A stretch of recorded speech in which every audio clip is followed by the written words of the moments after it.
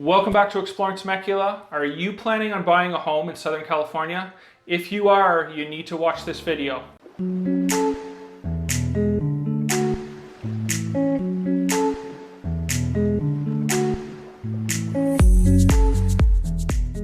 Okay guys, so number one is you need to really do your research.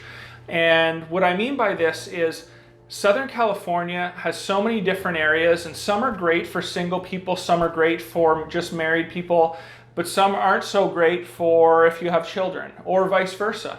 So, you really need to figure out what city, is going to give you or your family the most benefit moving there.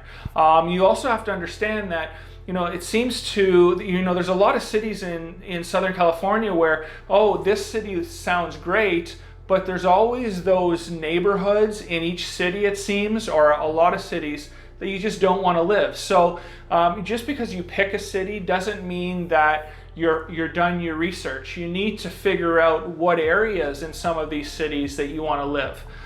So that would be number one. Just make sure you're doing a lot of research, or you find somebody that really understands those areas and can give you, their opinions and, are not just trying to sell you a home. Okay, so number two, really important, where are you going to work? And let me explain. I've talked about this in other videos, but you want to live as close to your work as possible.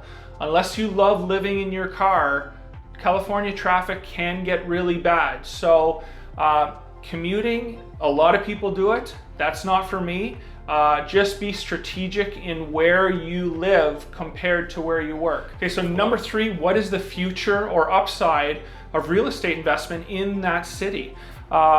Just giving you an example, here in Temecula, wineries, are they well known really throughout America or the world? Absolutely not. Everybody knows Napa. Is it growing? Absolutely. Is that going to, in the future, make Temecula unique and could drive home prices higher? Absolutely. Number two, the beach.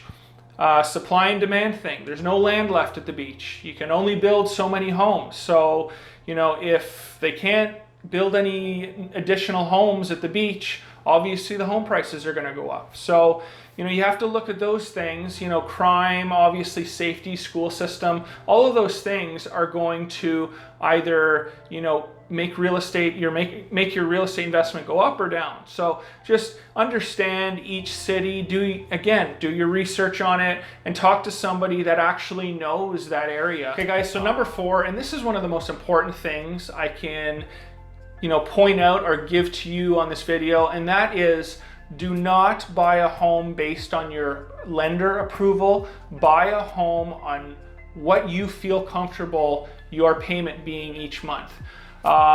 Nothing worse than buying a home and your house poor. You can't do anything to your house. You can't go on vacation. You can't go out to eat. So you need to understand and figure out what that payment is for a mortgage each month that you are comfortable with, and that's where you stick. Another thing you have to realize is just because your approval says $500,000, okay, depending on how new the home is, what the tax rate is, what the HOA is, you're going to have different areas that get you more home for less money, less home for more money, just all depends. So you need to do your research before you submit offers to make sure what all of these things are. And again, a good agent is going to do that for you. They're going to say, well, with taxes, insurance, HOA, this is what your payment's going to be a month. Okay, Joel, I feel comfortable with that. Let's move forward. That's what you need to do. Number five, interview more than one agent, and don't just take the first agent off Zillow that you call because you like that property.